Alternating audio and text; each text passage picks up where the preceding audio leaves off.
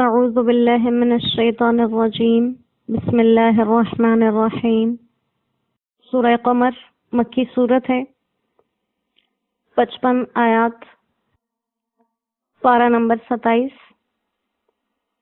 بسم اللہ الرحمن الرحیم۔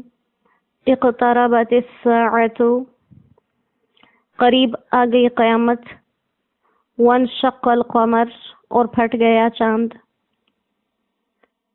وَإِن يَرَوْا آیَةً، اور اگر وہ دیکھیں کوئی نشانی، يَعْرِضُوا،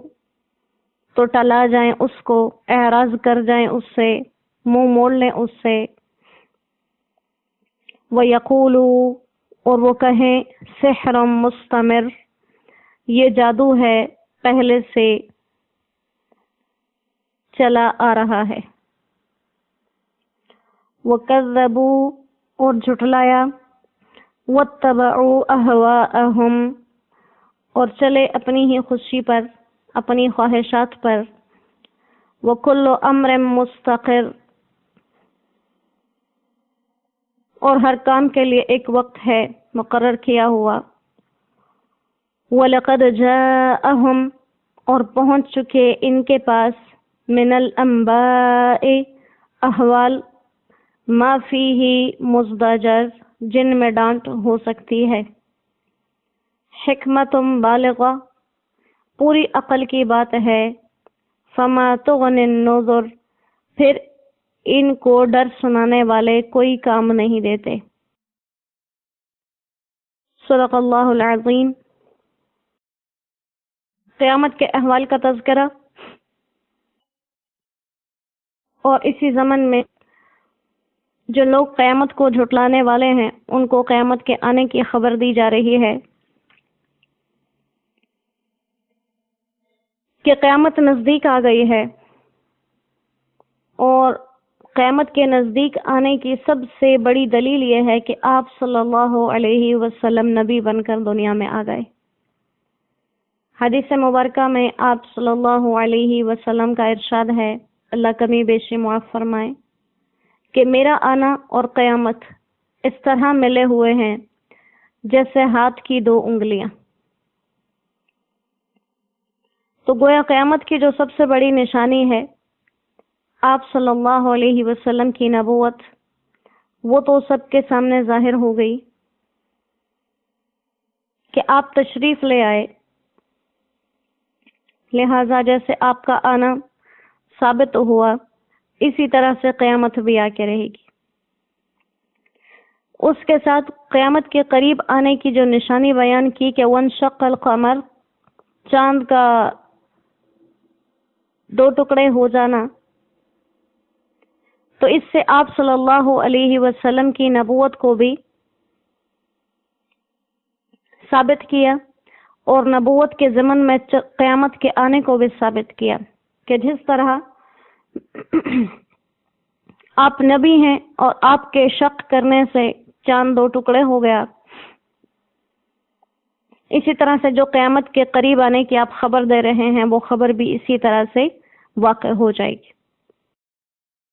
شق قمر کا واقعہ اس طرح سے ہے، احادیث صحیحہ میں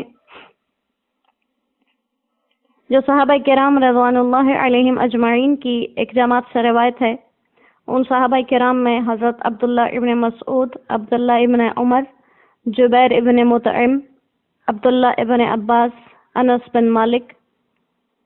رضوان اللہ علیہم اجمعین موجود ہیں، اور حضرت عبداللہ ابن مسعود رضی اللہ تعالیٰ عنہ خود واقعہ اس کو ذکر بھی کرتے ہیں کہ میں نے اس کو دیکھا۔ اور تفسیر کرنے والوں میں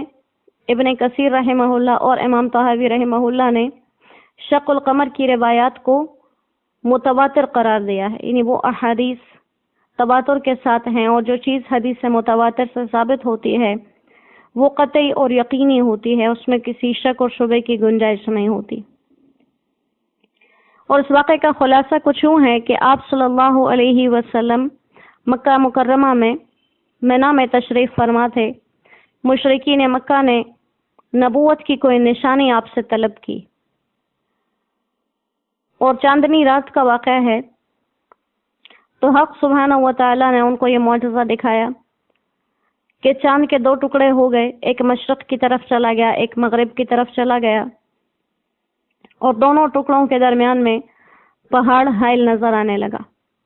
آپ صلی اللہ علیہ وسلم نے وہاں موجود تمام لوگوں سے کہا کہ اس کو دیکھو اور گواہی دو۔ جب لوگوں نے سب نے دیکھ لیا اس معجزے کو تو اللہ سبحانہ و تعالی نے واپس ان دونوں ٹکڑوں کو ملا دیا۔ اب اس معجزے کے بعد مشرکین کے پاس انکار کی گنجائش نہیں تھی، لیکن پھر بھی اللہ نے ان کے دلوں پر جیسے غلاف چڑھا رکھے تھے، تو وہ کہنے لگے کہ یہاں پر موجود لوگوں پہ تو ہو سکتا ہے کہ محمد صلی اللہ علیہ وسلم نے نعوذ باللہ جادو کر دیا ہے، لیکن باہر سے آنے والوں پر تو نہیں کر سکتے۔ لہٰذا جب مکہ کے باہر سے لوگ آئیں گے، دوسرے اطراف سے آئیں گے، ممالک سے آئیں گے، ہم ان سے پوچھیں گے کیا انہوں نے بھی اس کا مشاہدہ کیا؟ اگر ان کا جواب ہاں میں ہوا تو معلوم ہوگا کہ واقعی ہی یہ ایک معجزہ تھا۔ تو عبداللہ ابن مسعود رضی اللہ تعالیٰ عنہ کی روایت میں ہے کہ بعد میں جہاں سے بھی کوئی مسافر آئے ان سے تحقیق کی گئی تو سب نے ہی چاند کے 2 ٹکڑے ہونے کا اعتراف کیا، لیکن بات وہی ہے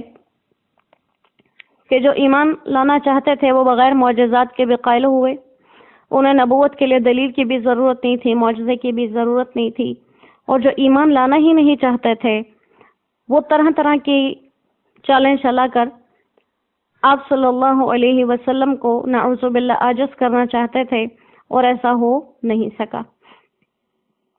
حضرت انس بن مالک رضی اللہ تعالیٰ عنہ کی روایت صحیح بخاری میں شق قمر کے بارے میں یوں ہے کہ اہل مکہ نے آپ صلی اللہ علیہ وسلم سے سوال کیا کہ اپنی نبوت کے لیے کوئی معجزہ دکھا دیں، تو اللہ نے چاند کے 2 ٹکڑے کر کے ان کو دکھا دیے، یہاں تک کہ ان لوگوں نے جبل ہیرا کے پہاڑ کو دونوں ٹکڑوں کے درمیان دیکھا۔ اسی طرح صحیح بخاری اور مسلم میں حضرت عبداللہ ابن مسعود رضی اللہ تعالیٰ عنہ کی روایت ہے کہ آپ صلی اللہ علیہ وسلم کے زمانہ مبارک میں چاند 2 ٹکڑے ہو گیا، جس کو سب نے صاف طور پر دیکھا، اور آپ صلی اللہ علیہ وسلم نے لوگوں سے کہا کہ دیکھو اور اشہدو، اس کی گواہی بھی دو۔ اسی طرح حضرت عبداللہ ابن مسعود رضی اللہ تعالیٰ عنہ کی حدیث مبارکہ کے یہ بھی الفاظ ہیں کہ ہم مینا میں آپ صلی اللہ علیہ وسلم کے ساتھ تھے، اچانک چاند کے 2 ٹکڑے ہو گئے، ایک ٹکڑا پہاڑ کے پیچھے چلا گیا، تو آپ صلی اللہ علیہ وسلم نے فرمایا کہ گواہی دو۔ حضرت عبداللہ ابن مسعود رضی اللہ تعالیٰ عنہ کی ہی روایت ہے کہ مکہ مکرمہ کے قیام کے زمانے میں، یعنی ہجرت سے پہلے کی بات ہے، چاند شق ہو کر 2 ٹکڑے ہو گیا، تو قریش کہنے لگے کہ یہ جادو ہے، اور محمد صلی اللہ علیہ وسلم نے تم سب پر جادو کر دیا، اس لیے تم انتظار کرو باہر سے آنے والے مسافروں کا۔ اگر انہوں نے بھی یہ 2 ٹکڑے چاند کے دیکھے ہیں تو انہوں نے سچ کہا، اور اگر باہر کے لوگوں نے نہیں دیکھا تو پھر بے شک یہ جادو ہی ہوگا۔ پھر باہر سے آنے والے مسافروں سے تحقیق کی جو ہر طرف سے آئے تھے، تو سب نے ہی اعتراف کیا کہ ہم نے بھی یہ 2 ٹکڑے دیکھے ہیں۔ بہرحال اس کے اوپر اگر کسی کے ذہن میں یہ سوال آ جائیں کہ چاند کے 2 ٹکڑے نہیں ہو سکتے، پھر وہ واپس نہیں جڑ سکتا، جیسے کہ یونانی فلسفیوں نے اس کے اوپر یہ اعتراض کیا کہ آسمان اور چاند اور ستارے یہ ایسے ہیں کہ جن کا ٹوٹنا اور جڑنا ممکن نہیں، لیکن یہ بالکل ایک محض باطل قسم کا اعتراض ہے، کیونکہ جس رب نے ان کو پہلی دفعہ بنایا وہ توڑ بھی سکتا ہے، وہ واپس جوڑ بھی سکتا ہے۔ لہٰذا اگر کسی انسان کے عقل کی رسائی کسی چیز تک نہیں ہوتی تو وہ چیز ناممکن نہیں ہے، کیونکہ معجزہ تو نام ہی اس چیز کا ہے جو عام انسانوں سے نہ ہو سکے۔ اگر ہر انسان سے ہونے لگے پھر تو وہ معجزہ ہی نہیں رہے گا۔ دوسرا، اس پر کوئی یہ اعتراض کرتے ہیں کہ شق قمر صرف قرآن میں ذکر ہے، اگر واقعی ایسا ہوا ہوتا تو دنیا کی تاریخ کی ہر ایک کتاب میں اس کا تذکرہ ہوتا۔ تو یہ سوال بھی بالکل غلط ہے، کیونکہ یہ واقعہ مکہ مکرمہ میں رات کے وقت پیش آیا۔ تو جیسے دنیا کے بہت سے ممالک کے اوقات میں تغیر ہے، اس وقت کہیں پہ صبح کا وقت ہوگا، کہیں پہ عصر، کہیں پہ ظہر، کہیں پہ مغرب، اور کہیں پہ بالکل آدھی رات۔ تو ہر ایک کے احوال مختلف۔ پھر جہاں پہ رات کا وہی حصہ رہا ہوگا جو مکہ میں رہا، تو ہم لوگ بھی اپنی عمومی زندگی میں دیکھتے ہیں، ہم روزانہ ہر دن جب چاند نکلتا ہے تو ہم کتنی دیر چاند کو دیکھتے ہیں۔ تو بہت سے لوگوں کا جواب تو یہ ہوگا کہ عرصہ ہوا ہم نے تو چاند کی طرف دیکھا بھی نہیں۔ تو لہٰذا اگر وقت بھی تھا تو عموماً ایسا کوئی روزمرہ کا یہ کام نہیں ہے کہ روزانہ چاند کو دیکھا جائے، جیسے بہت سی جگہوں پر آج کل کے دور میں بھی چاند گرہن ہو جاتا ہے، اور آج کی جدید ٹیکنالوجی کے حوالے سے پہلے سے پتہ بھی چل جاتا ہے، اعلانات بھی ہو جاتے ہیں، اس کے باوجود بہت سے لوگ اس بات سے بے خبر ہوتے ہیں کہ یا چاند گرہن ہوا یا سورج گرہن ہوا۔ تو لہٰذا یہ دونوں سوال بے بنیاد ہیں، اور اللہ سبحانہ و تعالی جو چاہیں کر سکتے ہیں۔ وہ پہلی دفعہ بنانے پہ قادر ہیں، وہ توڑنے پہ قادر ہیں، وہ جوڑنے پہ قادر ہیں۔ وہ رات کی طرح دن میں بھی چاند کو واضح اور کشادگی سے نکالیں، یہ بھی اللہ کی شان سے کچھ بعید نہیں ہے۔ اب آیات مبارکہ کی طرف آتے ہیں۔ یہ تو شق قمر کا معجزہ ہو گیا جو آپ کی نبوت کے لیے نشانی طلب کی گئی، اور اللہ سبحانہ و تعالیٰ نے اپنے حبیب کے لیے کوئی کام بھی ایسا نہیں چھوڑا جو نہ کیا ہو۔ تو کہا کہ اگر تو ان لوگوں کا مقصد ایمان ہی لانا ہوتا تو وہ بغیر کسی نشانی کے بھی لے آتے، لیکن خود ہی جب نشانی مانگتے ہیں اور وہ نشانی دیکھ لیتے ہیں یعرضو، تو پھر خود ہی اس سے اعراض کرتے ہیں، خود ہی اس کو نہیں مانتے، ٹال دیتے ہیں اور کہتے ہیں کہ یہ تو کوئی جادو ہے جو ابھی ختم ہو جائے گا، یہ تو ایک جادو ہے جو ختم ہو جائے گا۔ مستمر، مستمر کا معنی فارسی اور اردو میں ہمیشہ قائم رہنے کے ہیں، کسی چیز کو کہتے ہیں مستمر، ہمیشہ رہنے والا، لیکن عربی زبان میں اس کا لفظ گزر جانے اور ختم ہونے کے ساتھ بھی ترجمہ کیا جاتا ہے۔ تو بعض لوگوں کے نزدیک اس حیثیت سے اس کا معنی یہ ہو گیا کہ یہ ایک جادو ہے، یعنی جو نشانی آپ دکھاتے، وہ لوگ کیا کہتے کہ یہ ایک جادو ہے جس کا اثر دیر تک نہیں چلے گا بلکہ خود ہی ختم ہو جائے گا۔ اور ایک معنی اس کے قوی اور شدید آتے ہیں، جس کا مطلب یہ ہے کہ انہوں نے کہا یہ بہت قوی جادو ہے۔ اور وہی بات ہے کہ جب اہل مکہ تکذیب نہ کر سکے تو پھر اس کو جادو کہہ دیا اور اپنے دلوں کو تسلی دینے لگے۔ جیسے آپ صلی اللہ علیہ وسلم کے لیے طرح طرح کے نام چنے، کسی بھی نام پر تسلی نہ ہوئی تو پھر کیا کہا کہ آپ جادوگر ہیں، آپ ساحر ہیں، اور کہا کہ ان لوگوں کی اس ٹال مٹول سے آپ پریشان مت ہوئیے، وہ کذبوا، کیونکہ یہ جھٹلاتے ہیں اور اپنی خواہشات نفس کے پیچھے چلتے ہیں، لیکن وکل امر مستقر، ہر کام کا ایک وقت ہے مقرر، جب وہ مقرر وقت آ جاتا ہے پھر کوئی انسان نہ اس سے آگے بڑھ سکتا ہے نہ اس سے پیچھے ہٹ سکتا ہے۔ لہٰذا آپ کو ساحر کہنا، آپ کے معجزات کو سحر کہنا، یہ عنقریب یہ بات خود جان لیں گے کہ ان کی بات حق تھی یا آپ برحق تھے، حق کا حق اور باطل کا باطل ان کے سامنے آ جائے گا،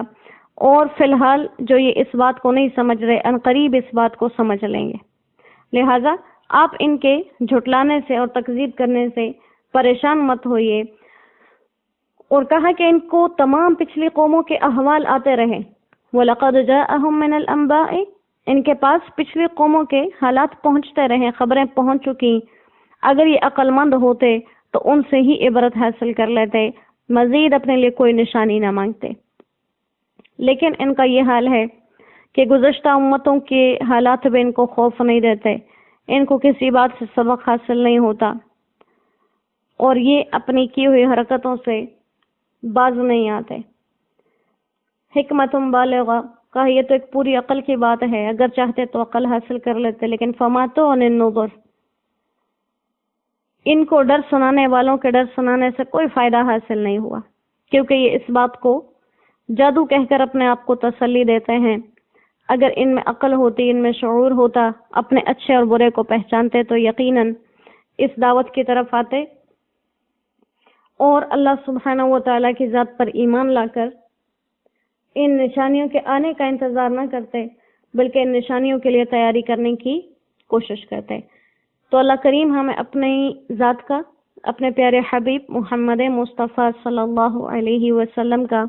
ان کے معجزات کا، ان کی ہر چھوٹی بڑی عادت مبارکہ کا،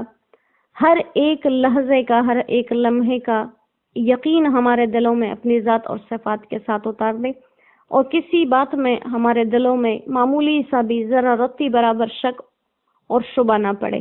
جیسے اللہ نے اس کتاب کی ابتدا میں کہا لا ریب، ایسے اللہ ہمارے دلوں کو بھی ہر طرح کے ریب اور تردد سے پاک کرے اور اپنے اس پاک کلام پر ہمیں عمل کرنے کی توفیق عطا فرمائے۔ وما علینا الا البلاغ۔